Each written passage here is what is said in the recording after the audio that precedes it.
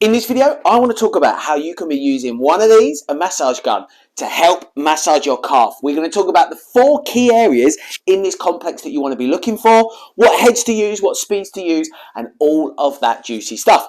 So let's go. Well, thanks for checking out the channel. My name's John, head therapist here at John W Sports Injury. If you're new to our channel, great to have you on board.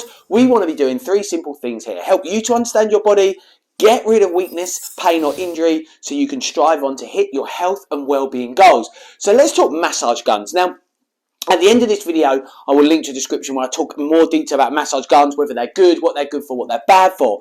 But what I want to talk about is how you can use these to really make sure we're getting the best use of rehabilitating or loosening out perhaps a calf complex. Now, I talk about the calf complex because I want to talk about 4 different muscles in particular today: gastrocnemius, soleus, tibialis posterior, and peroneals. So how you can be getting the best use, because these are much more popular now. We talk about them much more in our clinics. Our clients are saying that they're using them. They've become more cost effective. That is great. But then they often ask me, what sort of head should I be using? Should I be using them quickly, slowly? So I want to talk about all of that now. So firstly, for the purposes of this video, I've got a couple of guns with 2 different heads on. You probably have heads that look a little bit like this on your gun. I call this one the ball and this one the bullet. Now, generally speaking, what I always start off with is the ball-shaped head, and this is one that we can be utilizing quite quickly. So again, as your sort of pain and tolerance allows, but we try and get this one on at quite a quick speed. And what I'm looking to do is work through this whole area. So the purpose here for my first couple of minutes is just for 2 things. One, to be warming up the area, starting to desensitize it a little bit if it's feeling a little bit tight, a little bit sore. But what I'm also looking for is painful areas where I get a different painful response. So for me at the moment, it's just on that inside area here. Now I want to remember that area for what we're about to come on to. But what I'm looking to do also, as I mentioned, is make sure that I'm covering all 4 key areas. So we have our gastrocnemius, which is our sort of big main, what we might consider calf muscle. We have our deeper lying soleus muscle. Again, this uses the Achilles tendon. So if we're someone who suffers with Achilles pain, this muscle is important to address. We also have what we call our tibialis posterior. Tibialis, the tibia is this deep main leg bone. Sorry, or main leg bone, not necessarily deep. But the posterior means it lies behind it. So this is a deep calf muscle. So what we want to do to make sure we're warming up this one is go almost inside that shin bone, not onto the shin bone, that will be a discomfort, but make sure that we're also getting into that inside area. Just if I run my thumb along the inside of my shin bone, just off of that, hitting all of those areas. Then the other area is the outside, what we call our peroneal group or peroneal muscles that run along the outside of the calf. So I'm just, if I was doing this at home, I'd be looking to spend 2 to 5 minutes just working through these areas. And as I say, my speed here is quite high. In fact, I think it's on the maximum speed, and I'm using this larger head. But as I say, I'm warming up this muscle. I'm feeling more comfortable already than when I first started. But my key thing here is, can I find those sore points? I need to remember, in particular for me, this area in here to be sore. I also, on the outside, find one just here. Common trigger point areas, guys, are what we call the myotendinous junction.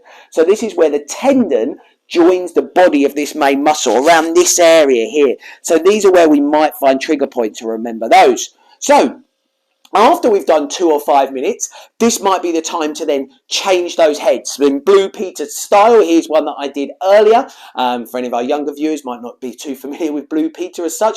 But yeah, what we're looking to do here is change over those heads. And now we're aiming for specificity. So what we want to do here is locate those sore points. And rather than perhaps going over the whole area, we're going to hone in on those sore points. And this is one where I look to change the speed. I start around a medium speed to really look to locate those painful responses. Now, I'm working with a much smaller surface area here, so really here what I'm looking for is intricacy or specificity, if you like. And when I feel that sore point, that's when I look to hold. Now we're working in a different way. And what I actually look to do here is go the opposite way and slow down the gun. Because what I'm looking to do here is, because I'm on this sore point, this trigger point in a muscle, if that muscle detects some potential damage or danger, if you like, it will tighten up further and you'll feel those muscles pushing back against you. We don't want that. What we want to do is the opposite effect. On this sore area, we want to go in and just relax that tissue. So I had that sore point in here and I just spent 30 seconds to a minute on this sore point. And hopefully with that slow speed, using it in a really intricate way, you'll start to feel those fascicles in those muscle area there just to relax and the whole muscle itself to feel a little bit better. I also remember we want to hit all of the key areas. So when I use my thumb, I found a sore point just here, just off of my main tibia bone. So I've actually moved this calf muscle out of the way and now I'm working into this deeper tibialis posterior area. A reminder when we're in these, be careful about that bone. You don't want to start pummeling that bone. But I would just do the same thing here, working for 30 seconds to a minute or so until this is really going on feel. When I feel that tight muscle tissue start to relax, I know that I'm getting the desired effect. Reminder, we want to hit the outside as well. Classic trigger point area is this, where the myotendinous junction, MTJ, that I mentioned earlier, where the tendon meets that gastrocnemius on that outside there. So you might find you a little bit sore around there. There's my one, right on that point there. And I'm just looking to hold that again with that slow speed, 30 seconds to a minute. You might find that if you're struggling to find them, go up to a quicker speed and then you'll be able to locate those trigger points easier. But as soon as you feel that response, that, oh, that's a sore point, we just bring that one back down to a slower speed and then we look to get that desired effect of the muscles relaxing. So also don't forget that perineal group. So quick summary, guys. We want to be making sure that we're hitting the four main areas in that calf complex: the gastrocnemius, the soleus, the tibialis posterior, and the perineal muscle group. We want to kick off with the bigger head, the larger surface area, what I call the ball head.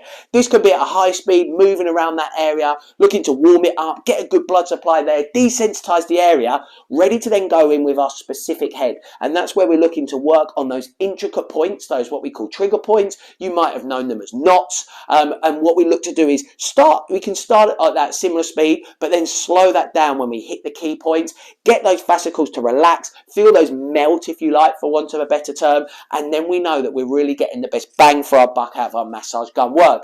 How long should this take us? I think a good sort of massage gun session can be done in about 5 to 10 minutes at most. We probably don't want to spend longer than that. Should we be using them every day? Really, that depends on pain and the level of your injury. If you've got a particularly acute injury and you're sore the day after, perhaps I wouldn't keep hammering that sore tissue, because remember, we want to allow the body some time to respond and start to heal that.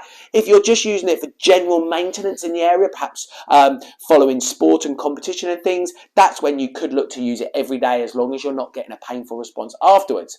Has that been helpful for you to start to understand how to use these guns? If it has, do me a favor and show me that it's been helpful, because I can then make more content just like these videos, perhaps on different areas, by hitting that like button. Particularly if you've made it this far in the video, I'm very grateful for you to that. And hopefully you'll be interested in hearing more stuff from us. So if you haven't subscribed yet, hit that subscribe button and I will be seeing you on the next video.